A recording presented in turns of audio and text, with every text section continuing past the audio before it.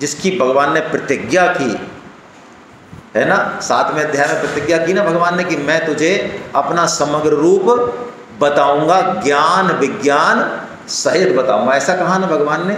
अब उसके लिए भगवान जो है विभूति योग कह रहे हैं, 10वां अध्याय, बड़ा अच्छा अध्याय विभूति योग, है ना। क्या मतलब है विभूति योग का? विभूति योग में 2 शब्द हैं। योग का मतलब तो हम जानते हैं, है ना। विभूति का क्या मतलब है? विभूति शब्द बना है विभू से। विभू मतलब व्यापकता। भगवान कण कण में हैं, सर्वव्यापक हैं। तो देखिए, जब भगवान कण कण में हैं तो भगवान की जो विशेषता है, जो ऐश्वर्य है, जो ज्ञान है, जो तप है, उनमें 6 क्वालिटी हैं, वो भी कहीं ना कहीं प्रकट होगा। तो जिसमें वो प्रकट दिखे वो विभूति है। जैसे यहां पे सबसे फेमस मंदिर कौन सा है? राधा कृष्ण मंदिर। चलो, तो राधा कृष्ण मंदिर में यदि आप खड़े हों तो वहाँ खड़े होकर आपको ऐसा लगेगा कि वास्तव में क्या साक्षात दर्शन हो रहे हैं भगवान के। यदि वो किसी शुद्ध भक्त के द्वारा विग्रह है तो मुझे नहीं पता, लाइट होना, कपड़े अच्छे होना, वो हमको सुंदर लग सकता है, उसमें वो भाव नहीं आ सकता जो किसी शुद्ध भक्त के विग्रह में आएगा। जैसे वृंदावन में आप बांके बिहारी जी के खड़े हो जाए, जयपुर में गोविंद देव जी के आगे खड़े हो जाए, वो भगवान के भक्तों के द्वारा प्रकट विग्रह हैं, उनकी सेवा पूजा भगवान भक्तों ने की है। उनके सामने जाते ही आपको अलग फीलिंग आएगी, अलग भाव आएगा। तो जहां भगवान का, जैसे किसी व्यक्ति को आप देख लें, यार कितना विद्वान व्यक्ति है, या अरे इनका कितना मीठा स्वभाव है, सबके काम आते हैं, सबसे प्रेम से बोलते हैं, सबकी सेवा करते हैं, यानी आपको घर में बाहर में जो ये विभूति दिखती है, भगवान का ऐश्वर्य दिखता है, प्रकट दिखता है, उसको क्या कहा जाता है? विभूति कहा जाता है। और जिस शक्ति से वो प्रकट होता है उसको योग कहते हैं। हम कहते भी ना, अरे भाई साहब आप तो विभूति हो यार, कहते हैं ना कई बार किसी अच्छे व्यक्ति को, कहते हैं यार विभूति हो आप तो भगवान की हैं। तो विभूति का मतलब है कि भगवान का ऐश्वर्य, भगवान का ज्ञान, तप या भगवान की विशेषता उसमें प्रकट है जो हमको प्रभावित। तो भगवान कह रहे हैं मैं हूं तो कण कण में। अरे कण कण में नहीं, भगवान ने विभूति योग में बड़ी जबरदस्त बात कही, मैं सब में हूं, मैं अच्छे से अच्छी चीज में हूं और मैं, मेरे बिना कुछ नहीं है। भाई देखो, एक बीज से, कोई भी बीज हम जो आम का है किसी का भी ले लें, उसको हमने लगाया जमीन में, अब उससे कितनी चीज़ें आ रही हैं, अंत में तो चलो आम का फल आ गया, वो तो हमने चा लिया। इसके अलावा और जो चीज़ें आई वो क्या बीज से नहीं आई? अब एक तरफ हम फल को देखें, एक तरफ कांटों को देखें, गुलाब को देखें, कांटे को देखें, डंडी को देखें, पत्ते को देखें, तने को देखें, जड़ को देखें, मिट्टी को देखें, इन सब में हमको साम्य नजर नहीं आएगा, लेकिन ये हैं सब एक ही बीज से। ऐसे ही संसार में बुरे से बुरा, रौद्र से रौद्र, आक्रामक से आक्रामक रूप भी भगवान का है। खुला तांडव चल रहा है मृत्यु का, दुर्दांत आतंकवादी हैं, जो भी बुरी से बुरी घटना है, भय से बड़ा भय का वातावरण है, वो भी भगवान से ही है, और अच्छी से अच्छी घटना भी भगवान का ही।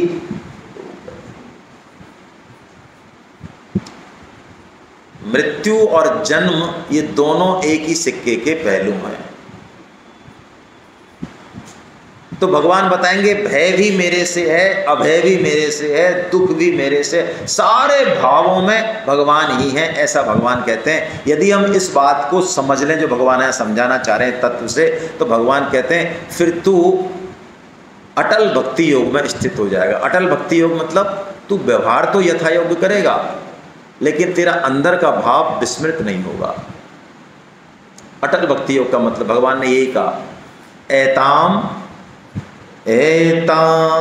विभूतिम योगम च मम यो वेत्ति तत्वतः सो विकम्पेन योगेन युज्यते नात्र संशया।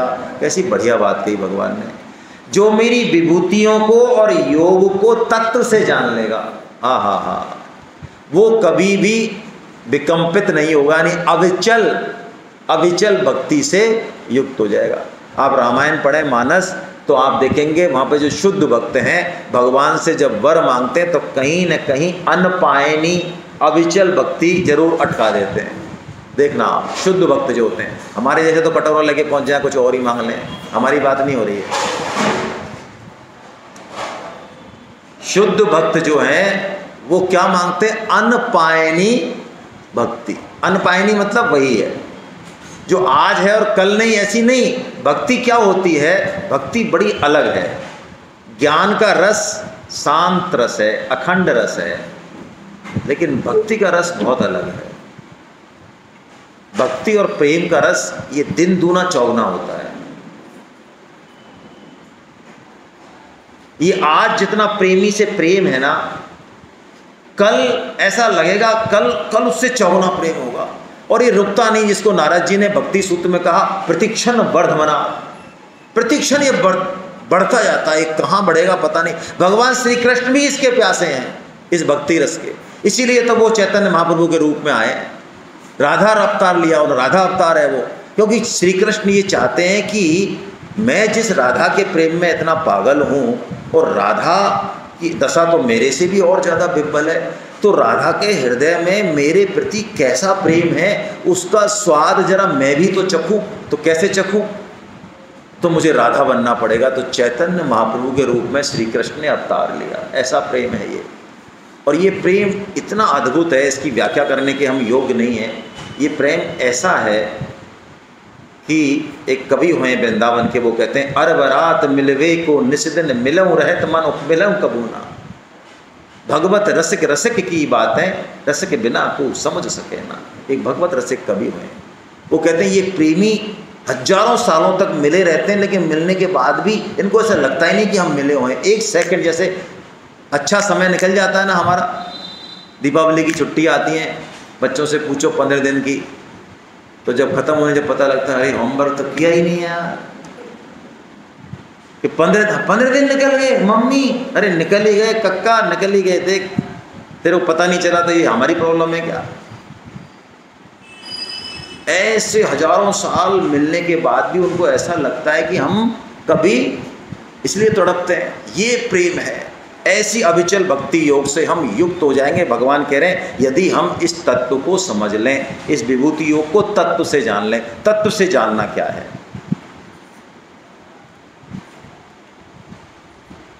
एक साधु महाराज थे, तो उनके पास एक गणेश जी की मूर्ति थी और एक चूहे की भी मूर्ति थी, दोनों चांदी की थी। एक बार उनको ज़रूरत पड़ी पैसों की, तो उन्होंने कहा भंडारा करेंगे यार। तो क्या करें कि चलो अब संत भंडारा बहुत ज़रूरी है। हाँ, भक्तों की पूजा भगवान से भी बड़ी होती है भाई, संतों की पूजा, वैष्णव की पूजा। तो उन्होंने कहा चलो इन दोनों को बाद में ले लेंगे, इनको बेच देते हैं। सुनार के पास चले गए, तो सुनार ने उनको तोला, तो 200 ग्राम के गणेश जी निकले और 200 ग्राम के चूहा निकले। तो सुनार ने कहा महाराज उस समय सस्ता जमाना था कि 400 रुपये गणेश जी और 400 रुपये के चूहा हैं। तो उन साधु ने सोटा निकाल लिया कि तेरी इतनी हिम्मत, हमारे गणेश जी की कीमत चूहे के बराबर लगाता है तू? तेरा अभी कोबड़ा खिलाता हूँ मैं। सुनार ने कहा महाराज हमारी क्या गलती है, हमें क्यों मार रहे हो आप? अरे हमारी दृष्टि चूहे पे और गणेश जी पे है ही नहीं, हमारी दृष्टि तो चांदी पर है। बस ये जितना भी हमको इस संसार में जो कुछ दिख रहा है, बुरे से बुरा व्यक्ति दिख रहा है, अच्छे से अच्छा व्यक्ति दिख रहा है, बढ़िया से बढ़िया क्रियाएं दिख रही हैं, घटिया से घटिया सूर्य चंद्रमा जो भी दिख रहा है संसार में, सब में तत्व से एक परमात्मा ही है, दूसरा कोई तत्व है ही नहीं। जिस दिन ये अनुभव में आ जाए, अभी तो समझना है और मानना है, क्योंकि अभी अनुभव में नहीं है। अनुभव में आ जाए वही तत्व से जानना है। कैसे माने? हम तो मानने में भी जोर आ रहा है महाराज, और ये कम से कम हमारे जो 2-4 लोग हमारे फैमिली में जो है ना, ये इनको मैं भगवान नहीं मान सकता हूँ या मान सकती हूँ। कम से कम मेरी पत्नी को तो नहीं मानूंगा भाई साहब भगवान में, पूरी दुनिया को मान लूँगा, हमारे पतिदेव को मैं भगवान नहीं मानूंगी। हाँ, इनको तो मैं जानती हूँ अच्छे से। अरे जिस दिन इनको मान लिया उस दिन सारे दुनिया को मान लोगे, ये मान लो आप। शुरुआत यहीं से करनी है। जब तक इनमें भगवान नहीं दिखा पास के लोगों में, उस दिन दुनिया में भगवान देखना ये सब गपोड़ी की बात है, फर्जी बात है। यहीं से देखना है भगवान। यहां से देख लिया तो पूरी दुनिया में देख लिया। तो कैसे समझें भाई इस बात को?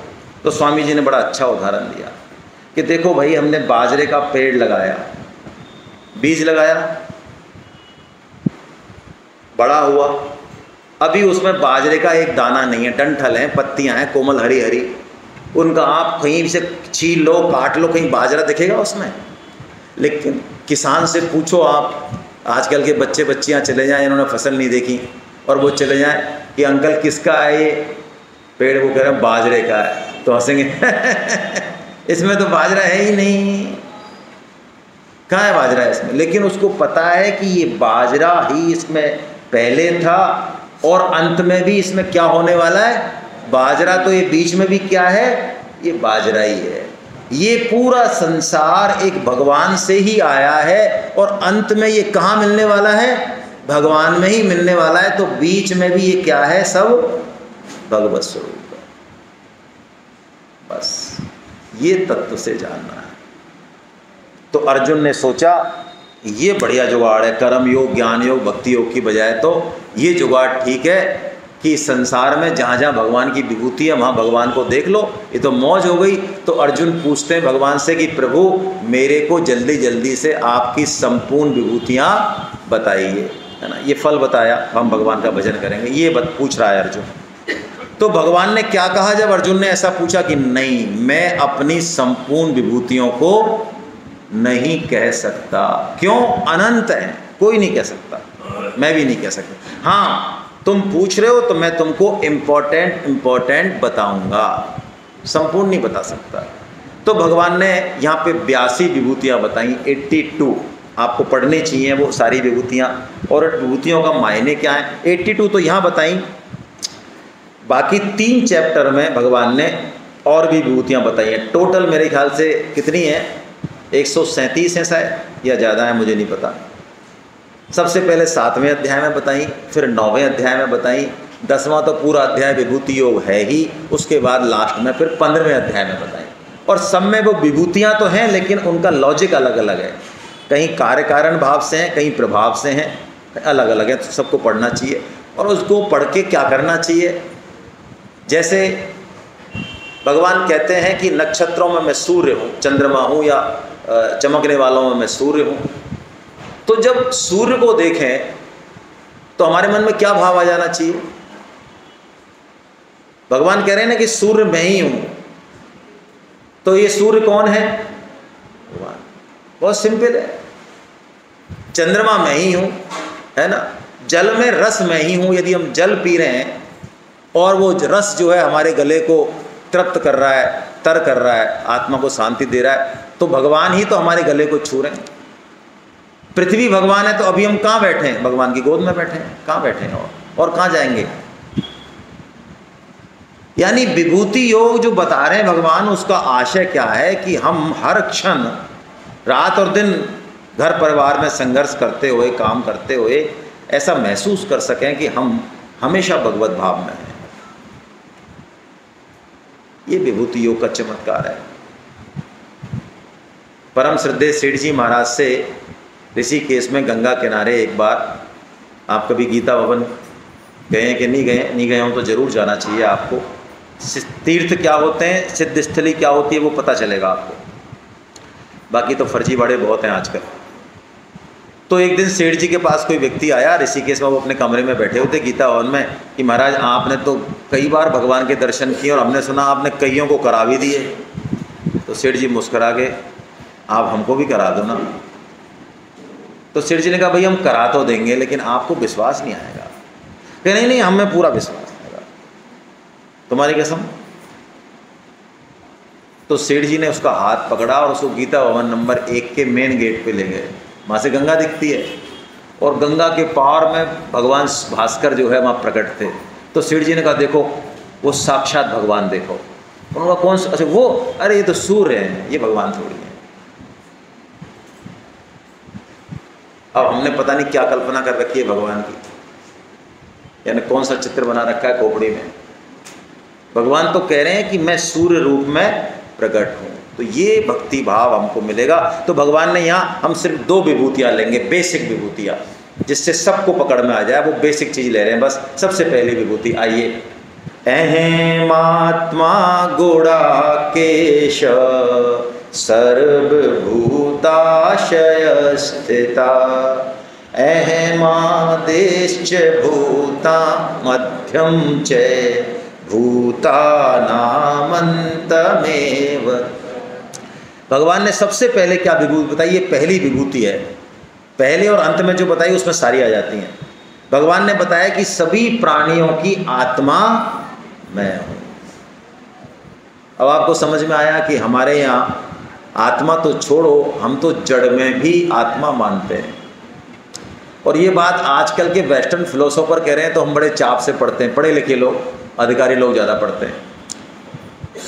आप किसी पत्थर को प्रेम से जो है बात करो, कहीं नदी किनारे कोई पत्थर है उससे बात करो, प्रेम से सहलाओ और कई दिन तक करो, आप कुछ महसूस होगा आपको, वो कहने लायक नहीं है। आपको लगेगा कि ये भी कुछ कह रहा है आपसे, ये आपकी पसंद को, ये केयरिंग को, ये लव कर रहा है, ये चाह रहा है आपको।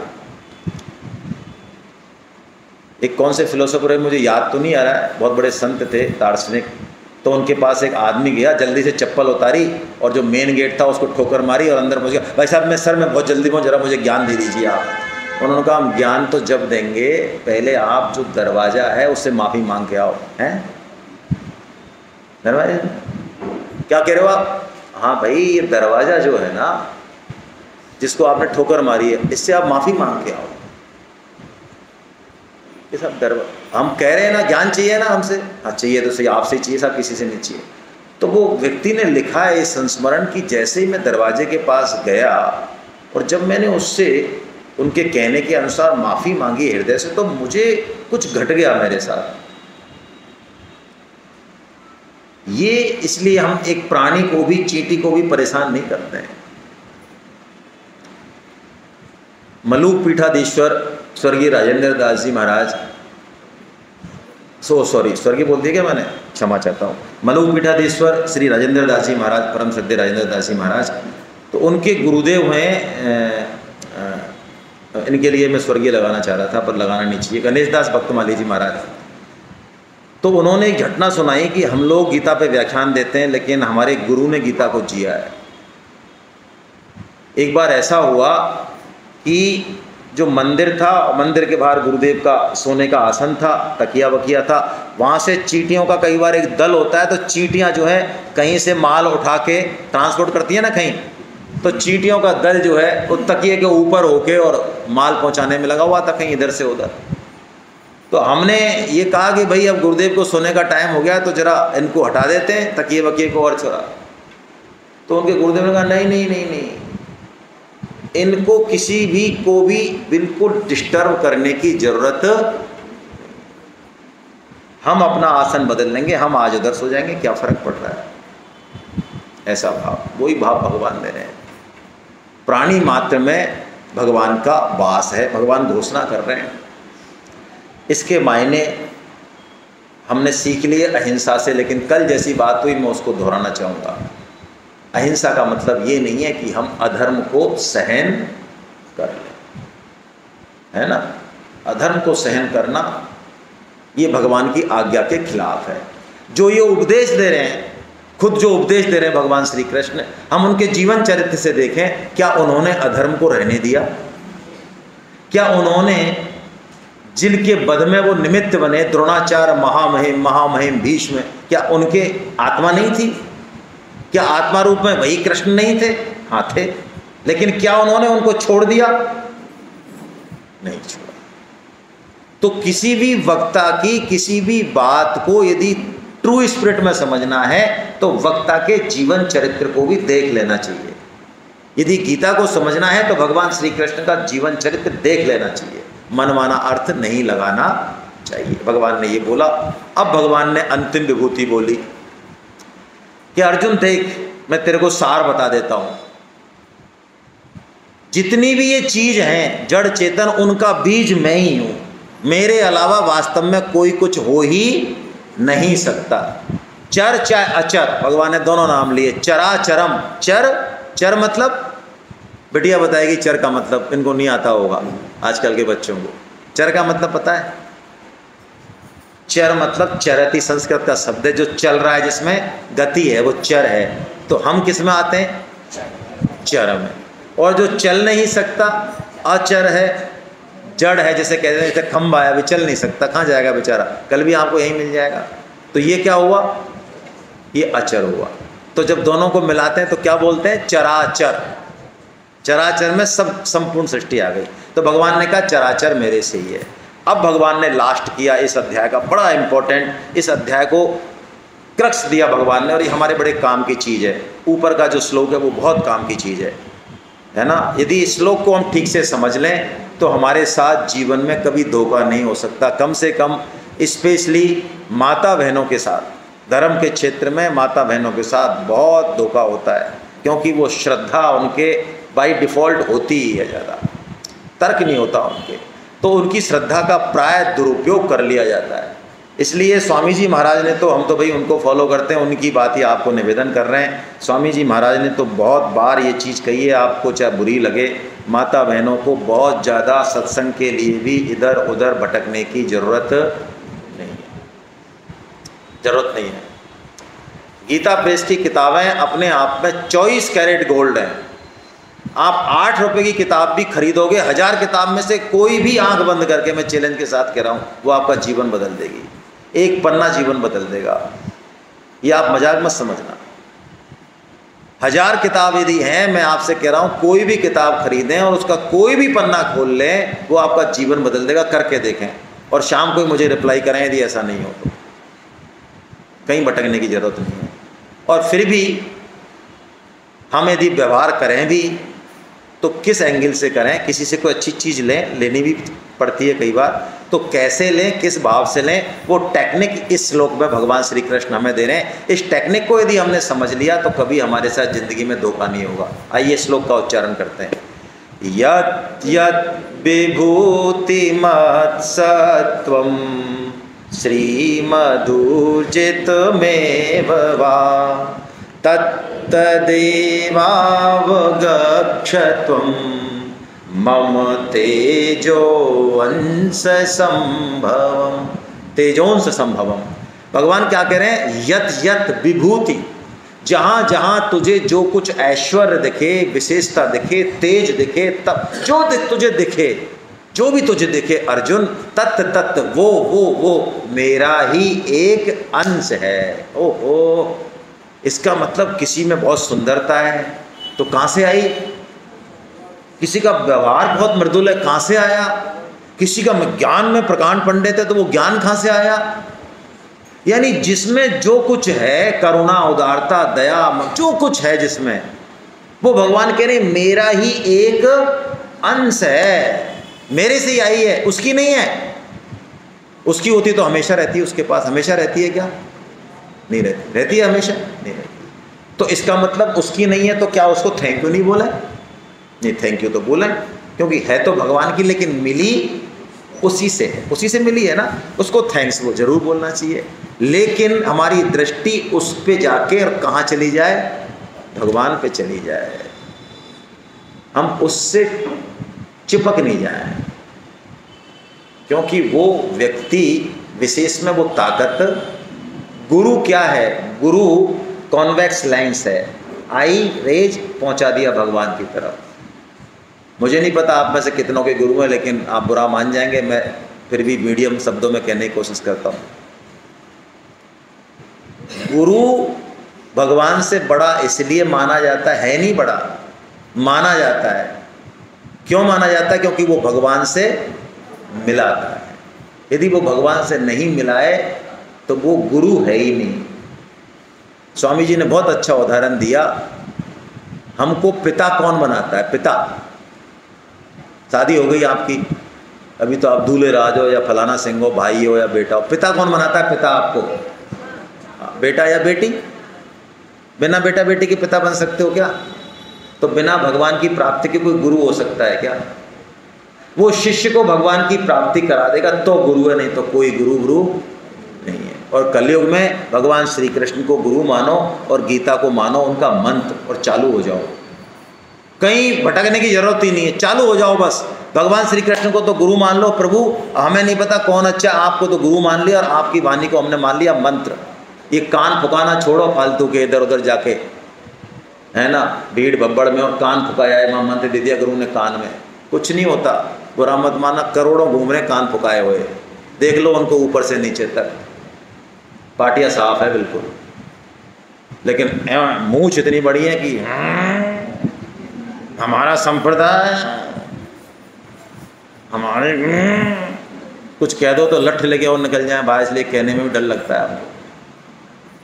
गुरु रहता ही नहीं है भाई, गुरु बीच में अटकता ही नहीं है कहीं, भक्त और भगवान के बीच में गुरु अटकता ही नहीं है। साधक को भगवान से मिला या गुरु हट गया, ये हमारी ड्यूटी है कि उसने भगवान से मिलाया तो हम उसको भगवान से भी ज़्यादा इज्जत, ये ड्यूटी हमारी है। गुरु थोड़ी इज्जत चाहता है, जो इज्जत चाहता है वो गुरु ही नहीं है, जो पैसा चाहता है वो गुरु ही नहीं है, जो कह भी दे कि मैंने भगवान से मिला है वो गुरु ही नहीं है।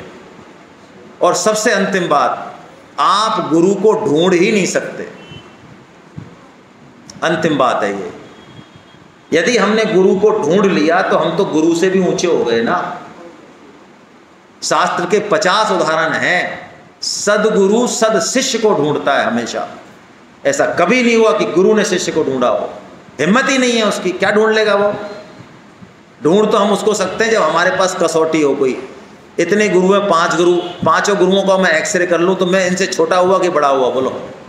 अरे मैं इंटरव्यू लेने वाला हूँ, तुम इंटरव्यू देने वाले हो, तो बताओ मैं बड़ा कि तुम बड़े। मैंने इन 5 गुरुओं का एक्सरे करके पता कर लिया ये नंबर 1 है, तो इनसे बड़ा हुआ कि छोटा हुआ? तो मैं ही बड़ा हो गया तो गुरु की जरूरत क्या है फिर। हमको सत शिष्य बनना है, गुरु नहीं ढूंढना है। क्या करना है? सद शिष्य बनना है। जिस दिन सद शिष्य बन गए, सदगुरु अपने आप आ जाएगा। दरवाजे में ताला भी लगा रखा, वो ताला तोड़ के आ जाएगा घर में। हाँ, रुकेगा थोड़ी, 1000 किलोमीटर से आ जाएगा। तो सद शिष्य बनना है, न कि गुरु को ढूंढना है। हरे कृष्णा। अंतिम